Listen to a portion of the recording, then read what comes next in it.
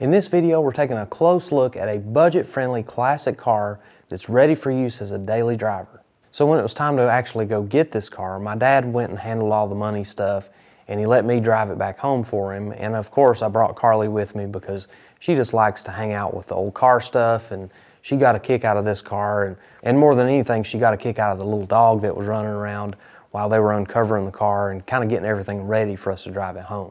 So this car is a 1963 Plymouth Valiant V200 four-door sedan. Now, it was never meant for racing, it was never meant for going to car shows, it was never meant for any kind of status symbol. This was an economical and practical car for the 1960s. The Chrysler Corporation built the Plymouth Valiant and they built the Dodge Dart, which were pretty much the same car, just different body panels and different badging and things like that. But as far as the engine and suspension, and, the real guts of the car, they were pretty much the same. And they made a ton of these things. They made millions of them throughout the whole production run. But in 1963, the Plymouth Valiant, they made about 225,000 of these cars. So not particularly rare and not particularly desirable. But this was cheap. This is an affordable car that just about anybody can go out and find one that's serviceable, that you can actually get on the road. But we actually skipped a lot of steps on this car because it's already been worked over. The mechanical parts on this car that needed service have been serviced. So my dad bought this car from a guy he's been friends with for almost his whole life. His name is Lawrence Phillips, and he's had a bunch of these Dodge Darts and Plymouth Valiants through the years. Over 50 of these cars, in fact. And, he is very meticulous when it comes to servicing these cars, and he gets out and drives them. We were pretty confident in this car being a very good car because my dad had actually bought a 64 Chevelle from Lawrence as well. And that car, same deal. It had been serviced, and we still drive it today. We've put over 40,000 miles on that car, and it is just an absolute joy to drive. And this car is going to be the same way. We can already tell that he's put the time and the effort and the money into making this thing very dependable.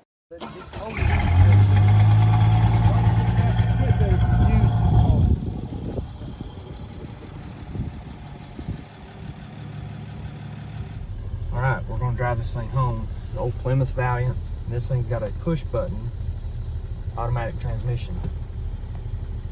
So you take it out of park, push the button, and we go. All right, super easy to steer. Yeah. All right, get in the road. This is a really good car. You see all these different gauges and the radio, all that stuff is in such good shape. When you open the door and look inside, this thing is like a time capsule. The headliner is perfect, the seats are absolutely perfect, the carpet, everything is good, aside from the dash pad. It's got a couple of cracks in it, which is normal, but it's just amazing how good of a car this is when you can open the door and it feels like you're just stepping back in time. The door panels are in excellent condition and the windows roll up real nice and easy. The doors open and close perfectly. The weather stripping seals off very nicely, so you don't have to worry about a bunch of wind noise, a bunch of water leaking into the car. This is just a really tight, really original car. One of the coolest things was opening this door and seeing in the door jamb a couple of oil change stickers. Now, I couldn't read anything. It looked like most of the ink had faded off of this one sticker, but the one below it, you can see a date of 1976 when somebody had taken this thing to a Gulf station and had the oil changed. So while we were snooping around on the inside, I opened up the glove box, and inside of there were even more records, lots of cool information in here. So we started digging some stuff out, and the first thing I flipped through was this logbook of every time that he had driven it and how many miles he drove it. So this starts in 2016 and it goes all the way through January of 2022, and you can see right there that it's got 62,409 miles written on the logbook. And if we look over here on the odometer, it's got 62,418 miles. So that shows you about how far we had to drive it home, just a few miles away. But he kept very good records of every time he drove it, every dollar he spent on it. He's got all that stuff packed away here in the glove box. Also in the glove box was the 1963 Valiant operating instructions, which is a pretty neat book. You can see a lot of illustrations and a lot of pictures kind of explaining what to do with this car when it comes to service and all the different little features and things like that. It's a pretty neat book, and it's in really good condition. But the thing that really got my attention was this owner service certificate. And you'll see that it's got the serial number printed on the cover, and inside of here there's a lot of information, a lot of hand-drawn illustrations that are really neat. But really the coolest part as we flip through here is the service records. So you'll see right here, this says that it was brought in for oil and filter, and let's see, what does that date say? 12/3/1963, and that was at the 5,000 mile mark. So really neat to see that somebody took the time to write that in the service book. But you'll see that there's not a whole lot of other services listed here. Let's see, we look over here, there's another one that says 1964, but yeah, you flip through here, there's not a whole lot left as far as service records, but still very neat, cool to look through here. And as we look in, it says Valiant build sheet, and this shows us a little bit of what Lawrence did to build this thing back up. This is not the build sheet from the factory, this is the build sheet from different receipts for things that Lawrence did to this car through the years. Under the hood, this thing is still pretty crusty. Not a whole lot of detail work has been done, but you can see some real originality here. You can see the decals that are on the radiator support. You can also see here that he's written what oil it takes, and then if you look over here at the oil filter, it also has a date on it. So, you know, he kept track of these things with a lot of detail. You can also see a little bit of writing on the fuel filter. Just every little thing that was done on this car was meticulously detailed and written down in a logbook. These slant six engines are known for being reliable and pretty much bulletproof. You could put hundreds of thousands of miles on them. They're just really great engines. And it's not really anything to do with the slant. That was actually more for hood clearance than anything else. It is going to be reliable and decent on gas. Now I'm sure you could do some tuning and a little bit of tweaking here and there to make this thing really good on gas. But my estimate on here is probably less than 20 miles per gallon if I had to just throw a number out there. But you never know. We'll definitely find that out in the future because my dad plans on driving this thing a bunch. My dad does have plans to kind of spruce this car up a little bit. He's already started working on it a little bit. He put a set of 14-inch steel wheels on the back. It had 13s all the way around, which was original. 13 by 4.5-inch wheels with just tiny little wheels.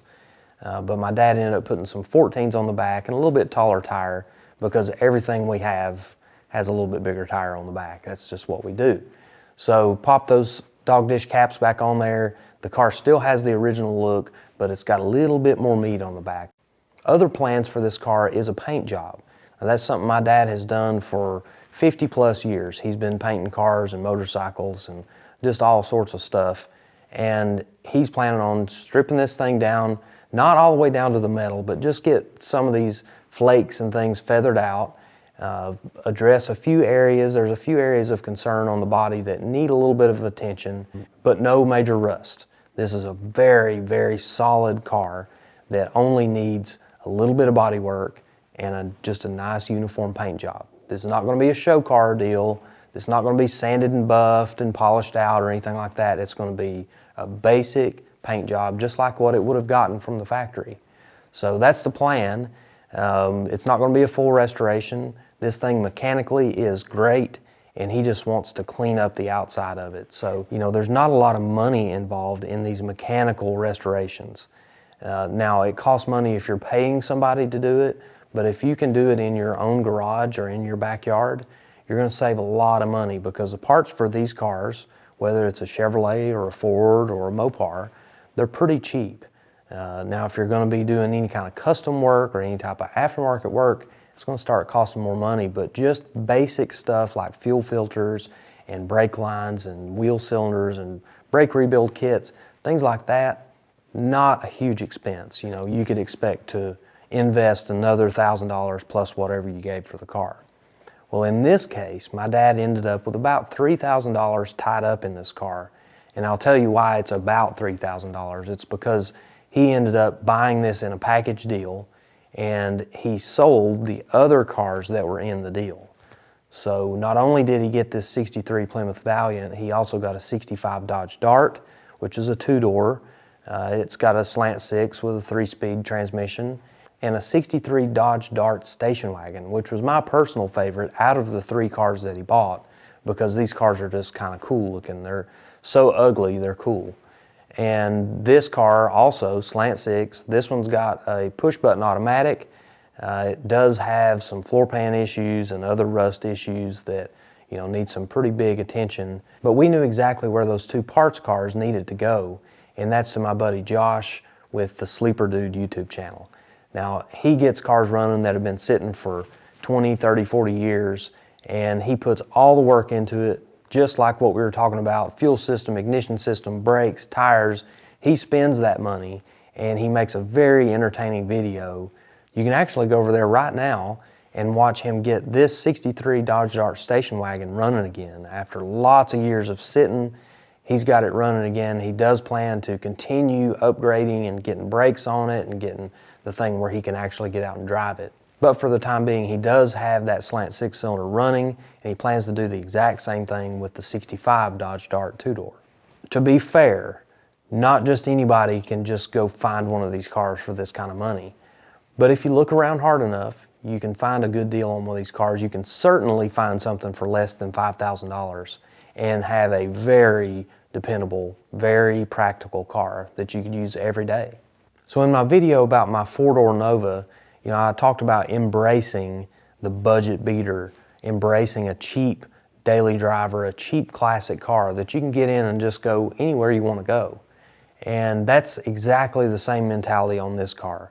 Not many people dream of owning a 63 Plymouth Valiant that's tan with tan interior with a slant 6 in it. That's not really dream car material. But it is an old car, and it does get attention, and it does put a smile on your face when you're driving it. A $3,000 car that you can go enjoy with your family, that is a good investment. That is enjoyable, and that is practical. You don't have to worry about getting a ding on it or a little scratch. I mean, you still want to care about it. You still want to take care of it, but those little things like that would absolutely kill you if you had a 6-figure muscle car. But if you've got a $3,000 economy car, not so big of a deal. So that's really the joy of owning a car like this, and it's the joy of being able to actually get out and drive it. Don't be afraid of it. You're gonna have to work on it. There's no doubt about that. With an old car, you probably need to be checking the oil. You probably need to be checking the water level on occasion. You need to be checking the brake fluid level, especially on these early cars, these early 60s cars where they have a single pop master cylinder. You need to check that almost every time you drive it. Because if it's low, if you evacuate that single reservoir, you have no brakes. So that's a pretty important detail, and it's a reason that a lot of people upgrade to a later model dual reservoir master cylinder. Whether it's my Nova or whether it's this Plymouth Valiant, putting these cars on the road makes a difference.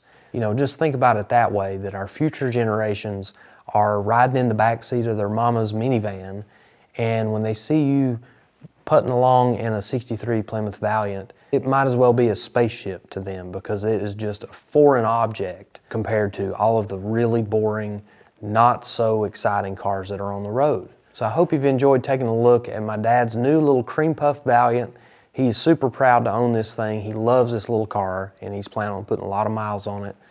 So we'll keep up with the progress as he paints it and things like that. We'll definitely keep you updated on it. But I appreciate you watching. I appreciate all the views on my Nova video. Over 100,000 views. If you haven't watched that yet, I'm going to put this video right here. Go ahead and click on it, and you can watch it now.